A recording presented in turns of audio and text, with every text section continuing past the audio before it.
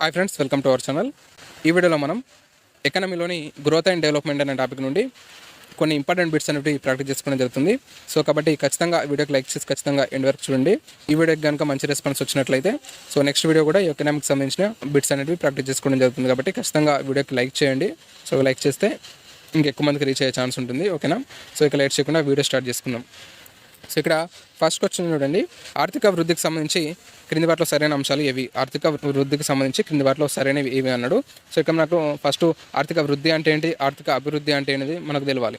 So ఆర్థిక వృద్ధి అంటే ఏంటి, ఆర్థిక అభివృద్ధి అంటే ఏంటంటే సో మనకు ఫస్ట్ ఆర్థిక వృద్ధి అంటే ఏంటంటే ఒక దేశంలో వస్తు సేవల ఉత్పత్తిలో వచ్చే పెరుగుదల, ఒక దేశంలో వస్తు సేవల ఉత్పత్తిలో వచ్చే పెరుగుదలనే మనం ఆర్థిక వృద్ధిగా పేర్కొనడం జరుగుతుంది. సో అలాగే ఆర్థిక అభివృద్ధి అంటే ఏంటంటే ఒక దేశంలో వస్తు సేవల ఉత్పత్తిలో వచ్చే పెరుగుదలతో పాటుగా వ్యవస్థాపూర్వకమైన సాంకేతిక మార్పులతో కూడిన గుణాత్మకమైన మార్పునే మనం ఈ యొక్క ఆర్థిక అభివృద్ధిగా పేర్కొనడం జరుగుతుంది. ఏంటి? ఒక దేశంలో వస్తు సేవల ఉత్పత్తిలో వచ్చే పెరుగుదలతో పాటుగా వ్యవస్థాపూర్వకమైన సాంకేతికతతో కూడిన మార్పునే మనం ఈ యొక్క ఆర్థిక అభివృద్ధిగా పేర్కొనడం జరుగుతుంది. గుర్తుపెట్టుకోండి, మనకు ఆర్థిక వృద్ధి అంటే ఏంటి? సో మనకు ఆర్థిక వృద్ధి అన్న వట్టి వృద్ధి అన్న ఒకటే గుర్తుపెట్టుకోండి. సో వృద్ధి అంటే ఏంటి? ఒక దేశంలో వస్తు సేవల ఉత్పత్తిలో వచ్చే పెరుగుదలని మనం ఏమంటాం? ఆర్థిక వృద్ధిగా పేర్కొనడం జరుగుతుంది. అలాగే ఆర్థిక అభివృద్ధి అంటే ఏంటంటే ఒక దేశంలో వస్తు సేవల ఉత్పత్తిలో వచ్చే పెరుగుదలతో పాటుగా వ్యవస్థాపూర్వకమైన సాంకేతికతతో కూడిన గుణాత్మకమైన మార్పునే మనం ఈ యొక్క ఆర్థిక అభివృద్ధిగా పేర్కొనడం జరుగుతుంది. గుర్తుపెట్టుకోండి. ఓకేనా? సో ఇక్కడ క్వశ్చన్ చూద్దాం. ఆర్థిక వృద్ధికి సంబంధించి కింది వాటిలో సరైన అంశాలు ఏవి? ఆర్థిక వృద్ధికి సంబంధించి కింది వాటిలో సరైన అంశాలు ఏవి అన్నాడు. సో అది మనం చూసినట్టయితే ఇక్కడ ఇది పరిమాణాత్మకమైన మార్పును తెలుపుతుంది అన్నాడు. ఇది మనకు రైట్ ఆన్సరే. ఆర్థిక వృద్ధి అనేది పరిమాణాత్మక మార్పును తెలుపడం జరుగుతుంది. నెక్స్ట్ ఆర్థిక వృద్ధిని ఏకముఖ వ్యూహం అంటారు. ఆర్థిక వృద్ధిని ఏకముఖ వ్యూహం అంటారు అన్నాడు. ఇది కూడా మనకు రైట్ ఆన్సరే. సో ఎందుకంటే ఆర్థిక వృద్ధిలో ఎలా ఉంటుందంటే ఒక ఆదాయం అనే ఒక అంశాన్ని బేస్ చేసుకుని దీన్ని తెలపడం జరుగుతుంది. కాబట్టి ఆర్థిక వృద్ధిని ఏకముఖ వ్యూహం అని అనడం జరుగుతుంది.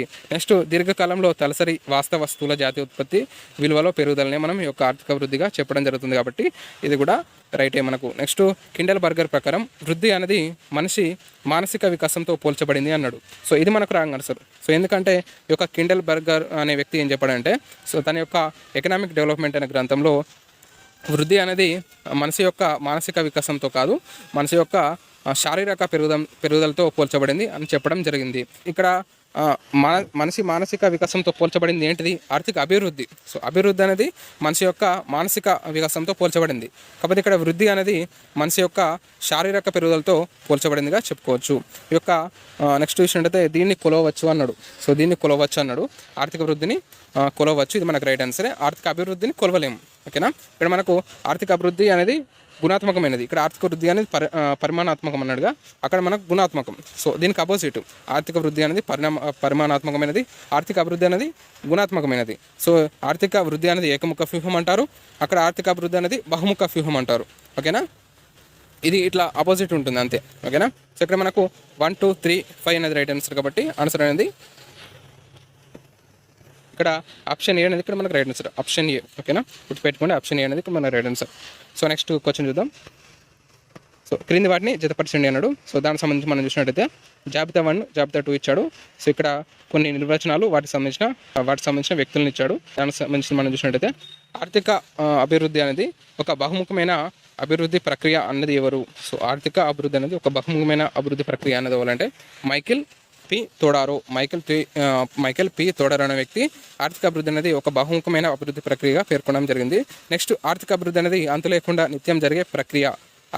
ఆర్థిక అభివృద్ధి అనేది అంతు లేకుండా నిత్యం జరిగే ప్రక్రియ అన్నది ఎవరంటే హెగెన్. సో హెగెన్ అనే శాస్త్రవేత్త మనకు ఆర్థిక అభివృద్ధి అనేది అంతు లేకుండా నిత్యం జరిగే ప్రక్రియగా పేర్కొనడం జరిగింది. నెక్స్ట్ స్తంభంగా గల ఆర్థిక వ్యవస్థలో అనూహ్య పరిమాణాలు జరగడమే ఆర్థిక అభివృద్ధి. స్తంభంగా గల ఆర్థిక వ్యవస్థలో అనూహ్య పరిమాణాలు జరగడమే ఆర్థిక అభివృద్ధి అనేది మనకు షూంపీటర్ అనే వ్యక్తి ఈ విధంగా అనడం జరిగింది. సో నెక్స్ట్ దేశం ఆర్థిక అభివృద్ధిని దాటి వృద్ధి చేరుకోవడమే స్వర్ణయుగం. దేశం అనేది ఆర్థిక అభివృద్ధిని దాటి వృద్ధిని చేరుకోవడమే స్వర్ణయుగం అన్నది ఎవరంటే జోన్ రాబిన్సన్. సో ఇక్కడ మనకు ఏమవుతుంది ఆన్సర్? A3, B1 అలాగే C2, D4. సో ఇక్కడ మనకు ఆప్షన్ 3 అనేది ఇక్కడ మనకు రైట్ ఆన్సర్ చెప్పుకోవచ్చు. A3, B1, C2, D4. ఓకేనా? సో నెక్స్ట్ 38th క్వశ్చన్ చూడండి. ఆధునిక ఆర్థిక వృద్ధి సిద్ధాంతం గురించి సరైన అంశాలు ఏవి? ఆధునిక ఆర్థిక వృద్ధి సిద్ధాంతం గురించి సరైన అంశాలు ఏవి అన్నాడు. సో దానికి సంబంధించి మనం చూసినట్టయితే ఇక్కడ చూడండి, ఇది అభివృద్ధి చెందుతున్న దేశాలకు సంబంధించిన భావన అన్నాడు. ఇది మనకు రాంగ్ ఆన్సర్. ఇది మనకు రాంగ్ ఆన్సరే ఫస్ట్దే. సో ఎందుకంటే ఈ యొక్క మనకు ఆర్థిక వృద్ధి అనేది అభివృద్ధి చెందిన దేశాలకు సంబంధించింది. ఓకేనా, ఏదైనా ఒక దేశము వృద్ధిని సాధించాలంటే ఫస్ట్ అభివృద్ధిని సాధించాల్సి ఉంటుంది. సో అభివృద్ధిని సాధించిన తర్వాతనే ఆ దేశం అనేది వృద్ధిని చేరుకోవడం జరుగుతుంది. కాబట్టి ఇక్కడ మనకు ఆప్షన్ 1 అనేది ఇక్కడ రాంగ్ ఆన్సర్. ఓకేనా, సో మీకు అర్థం కాకపోతే మళ్ళీ ఆ వీడియో పాజ్ చేసి మళ్ళీ చూడండి. సో మళ్ళీ బ్యాక్కి వెళ్ళి సో అర్థమవుతుంది. సో నెక్స్ట్ చూసినట్టయితే ఆధునిక ఆర్థిక వృద్ధి గ్రంథ రచయిత సైమన్ కూజ్నెట్స్ అన్నాడు. ఆధునిక ఆర్థిక వృద్ధి యొక్క గ్రంథ రచయిత సైమన్ కూజ్నెట్స్ అన్నాడు. మనకి ఇది రైట్ ఆన్సరే. సో నెక్స్ట్ ఈ సిద్ధాంతంలో ఆధునిక అభివృద్ధికి 6 లక్షణాలను పేర్కొనడం జరిగింది. ఈ యొక్క సిద్ధాంతంలో ఆధునిక అభివృద్ధికి 6 లక్షణాలను పేర్కొనడం జరిగింది. ఇది మనకు రైట్ ఆన్సరే. సో ఎందుకంటే పరిమాణాత్మకమైన అంశాల్లో 2, అలాగే నిర్మాణాత్మకమైన అంశాల్లో 2 అంశాలు, అలాగే అంతర్జాతీయ విస్తరణకు సంబంధించిన అంశాల్లో 2 అంశాలను పేర్కొనడం జరిగింది. మొత్తంగా 6 లక్షణాలను ఇక్కడ మనకు పేర్కొనడం జరిగింది. ఓకేనా, సో రైట్ ఆన్సర్ ఇది. సో నెక్స్ట్ 4th ఆప్షన్ చూడండి, ఈ లక్షణాల్లో అంతర్జాతీయ విస్తరణకు చెందిన అంశాలు కూడా ఉన్నాయి. ఎస్, మనకి ఇది కరెక్టే. సో చెప్పినగా ఇంతకుముందుకు పరిమాణాత్మకమైన అంశాలు, నిర్మాణాత్మకమైన అంశాలు, అలాగే జాతీయ విస్తరణకు సంబంధించిన అంశాలు 2. సో ఈ విధంగా మొత్తంగా 6 లక్షణాలు ఉండడం జరిగింది. నెక్స్ట్ ఆధునిక అభివృద్ధికి అధిక తలసరి ఉత్పత్తి, వృద్ధి రేటు మరియు జనాభా రేటు మరియు ఉత్పాదకత పెరుగుట అనేవి ముఖ్య లక్షణాలుగా ఉన్నాయి. సో ఇది కూడా మనకు రైట్ ఆన్సర్. ఈ 5th స్టేట్మెంట్ అనేది మనకు పరిమాణాత్మకమైన లక్షణాల్లో ఉండడం జరుగుతుంది. పరిమాణాత్మకమైన లక్షణాల్లో 2 లక్షణాలు ఉంటాయి అని చెప్పినాయి కదా. సో అందులో 2 అని. సో అందులో మనకి ఈ యొక్క పరిమాణాత్మకమైన అంశాల్లో ఈ యొక్క లక్షణాలు అనేటివి ఉండడం జరుగుతుంది. ఓకేనా, సో మనకు ఆప్షన్ 2, 3, 4, 5 అనేది రైట్ ఆన్సర్. కాబట్టి ఇక్కడ ఆన్సర్ ఏమవుతుంది, ఆప్షన్ బి అనేది కూడా మనకు రైట్ ఆన్సర్గా చెప్పుకోవచ్చు. Option B. ఓకేనా, ఆప్షన్ బి. సో మనకు ఇవి మీరు ఈ వీడియో చూసాక మళ్ళీ ఒకసారి మీ దగ్గర ఉన్న నోట్స్లో ఒకసారి చూడండి. సో మీకు అర్థమవుతుంది. సో నెక్స్ట్ చూసినట్టయితే ఆర్థిక అభివృద్ధికి సంబంధించి క్రింది వాటిలో సరైన అంశాలు ఏవి? ఆర్థిక అభివృద్ధికి సంబంధించిన అంశాలు ఏవి అన్నాడు. సో మనం చూసినట్టయితే ఈ యొక్క ఆర్థిక అభివృద్ధి అనేది పంపిణీని సూచిస్తుంది. సో ఎస్, మనకు పంపిణీని సూచిస్తుంది. అక్కడ వృద్ధి అనేది పంపిణీని సూచించదు. ఇక్కడ అభివృద్ధి అనేది పంపిణీని సూచిస్తుంది. సో అక్కడ మనకు వృద్ధి అనేది పరిమాణాత్మకమైనది అన్నాడు. సో ఇక్కడ మాత్రము ఆర్థిక అభివృద్ధి అనేది గుణాత్మకమైనది. అది ఆర్థిక వృద్ధి అనేది పరిమాణాత్మకమైనది, ఇది గుణాత్మకమైనది. ఇది పంపిణీని సూచిస్తుంది, అది పంపిణీని సూచించదు. సో నెక్స్ట్ ఇది దీర్ఘకాలానికి చెందినది అన్నాడు. సో ఇది మనకు రైట్ ఆన్సర్. నెక్స్ట్ ఇది సంకుచితమైనది అన్నాడు. ఇది రాంగ్ ఆన్సర్. మనకు సంకుచితమైనది కాదు, ఇది విస్తృతమైనది. సో సంకుచితమైనది ఏంటిది? ఆర్థిక వృద్ధి అనేది సంకుచితమైనది. ఓకేనా, ఇవి కన్ఫ్యూజ్గా ఉంటే సో వీటికి సంబంధించి ఒకే వీడియోలో మీకు వీటి మధ్య డిఫరెన్స్ సంబంధించి ఒక టేబుల్ అనేది ఉంది. సో ఆ వీడియో కనుక మీకు కావాలంటే చెప్పండి. సో కింద ఎట్స్ అని కామెంట్ చేయండి. సో వీటి మధ్య డిఫరెన్స్ అనేది మీకు నెక్స్ట్ వీడియోలో చేస్తా. సో ఎక్కువ మంది కామెంట్ చేసినట్టయితే సో దానికి సంబంధించిన వీడియో కూడా చేయడం జరుగుతుంది. ఓకేనా, సో నెక్స్ట్ ప్రభుత్వ ప్రమేయం అనేది అవసరం అన్నాడు. ఈ యొక్క ఆర్థిక అభివృద్ధికి ప్రభుత్వ ప్రమేయం అనేది అవసరం. ఇది మనకు రైట్ ఆన్సరే. సో నెక్స్ట్ ఇది అభివృద్ధి చెందిన దేశాలకు వర్తిస్తుంది అన్నాడు. ఇది మనకు రాంగ్ ఆన్సర్. మనకు ఆర్థిక అభివృద్ధి అనేది అభివృద్ధి చెందుతున్న దేశాలకు వర్తిస్తుంది. మనకు ఆర్థిక వృద్ధి అనేది అభివృద్ధి చెందిన దేశాలకు వర్తిస్తుంది. ఓకేనా, ఇక్కడ మనకు డిఫరెన్స్ అనేది గుర్తుంచుకోవాలి. మీరు ఇది కన్ఫ్యూజ్ చేసే ఛాన్స్ ఉంటుంది. సో కాబట్టి ఖచ్చితంగా వీడియో చూసాక మళ్ళీ ఒకసారి మీ దగ్గర ఉన్న నోట్స్లో ఖచ్చితంగా చూడండి. సో అర్థమవుతుంది. ఏదైనా మిస్టేక్ ఉంటే నాకు చెప్పండి. నెక్స్ట్ ఇక్కడ చూడండి, సంస్థాగత సాంకేతిక మార్పులను సూచిస్తుంది అన్నాడు. సో ఇది కూడా మనకు రైట్ ఆన్సర్. ఆర్థిక అభివృద్ధి అనేది సంస్థాగత మార్పులను సూచించడం జరుగుతుంది. ఓకేనా, ఇక్కడ మనకు ఆన్సర్ ఏమవుతుంది, 1, 2, 4, 6 అనేది మనకు రైట్ ఆన్సర్. కాబట్టి ఆప్షన్ బి అనేది ఇక్కడ రైట్ ఆన్సర్, ఆప్షన్ బి. ఓకేనా, సో నెక్స్ట్ క్వశ్చన్ చూడండి, ప్రతిపాదన ఇచ్చాడు, అలాగే కారణం ఇచ్చాడు.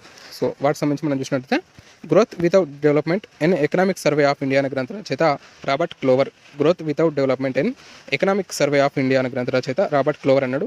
మనకి ఇది రైట్ ఆన్సరే. సో నెక్స్ట్ దీని గల కారణం ఏమి ఇచ్చడం కనుక మనం చూసినట్టయితే ఈ గ్రంథంలో లైబీరియా దేశంలో అభివృద్ధి లేకుండా వృద్ధి ఎలా జరుగుతుందో చెప్పడం జరిగింది. ఈ యొక్క గ్రంథంలో లైబీరియా అనే దేశము అభివృద్ధి లేకుండానే వృద్ధి సాధించడం జరిగిందని రాబర్ట్ క్లోవర్ అనే అతడు చెప్పడం జరిగింది.